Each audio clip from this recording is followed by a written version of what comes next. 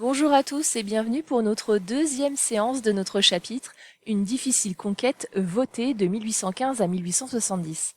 Alors grâce à la séance précédente, vous avez compris que les conditions du vote ont changé tout au long du XIXe siècle en fonction des bouleversements politiques et des régimes politiques. En effet, sous les monarchies constitutionnelles, donc sous la Restauration et la monarchie de Juillet, le suffrage était censitaire, c'est-à-dire que seuls les hommes qui payaient un certain montant d'impôts peuvent voter. Donc c'est un suffrage sous condition de richesse. Sous la Seconde République, à partir de 1848, intervient un très grand progrès démocratique puisque les conditions de richesse disparaissent et le suffrage devient universel pour les hommes. On parle de suffrage universel masculin. Et cela a un très grand impact sur le nombre d'électeurs, puisqu'on passe de 240 000 électeurs à 9 millions d'électeurs en 1848. Malheureusement, Louis-Napoléon Bonaparte, le neveu de Napoléon Ier, fait un coup d'État et nous perdons la Deuxième République en 1852, qui va donc se transformer en un empire. Sous l'Empire, les conditions pour voter ne changent pas véritablement, puisqu'on reste dans un suffrage universel masculin, donc le nombre d'électeurs reste sensiblement le même.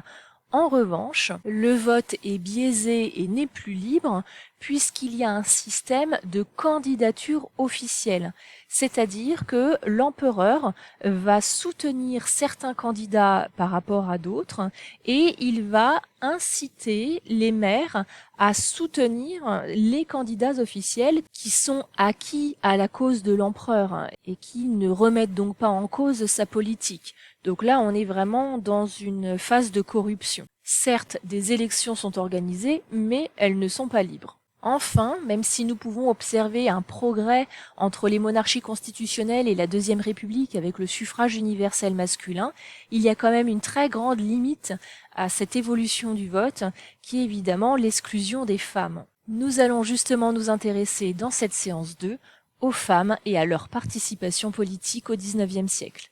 Alors nous avons déjà étudié la condition des femmes dans le chapitre précédent, nous avons vu qu'elles travaillaient lorsqu'elles faisaient partie des classes populaires.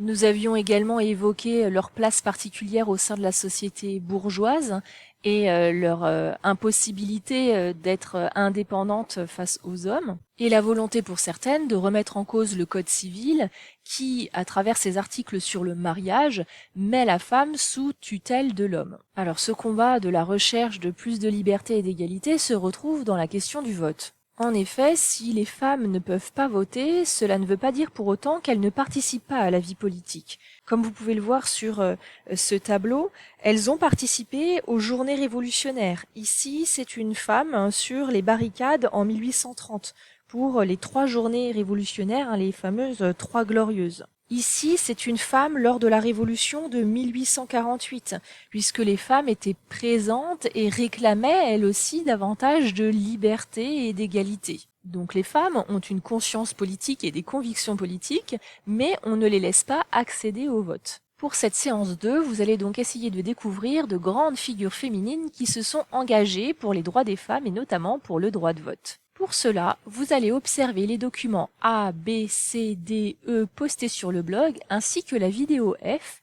puis vous allez répondre à un QCM dont le lien est posté sur le blog. Avec le document A, vous allez découvrir Hubertine Auclair et Jeanne Desroins, puis vous observerez des photographies, vous avez 2 documents écrits, puis vous avez à nouveau une photographie, et enfin vous avez une vidéo. Donc vous cliquez dessus. Il s'agit d'une vidéo qui date du 7 février 2019, mais qui retrace le parcours de celles qu'on appelle les suffragettes.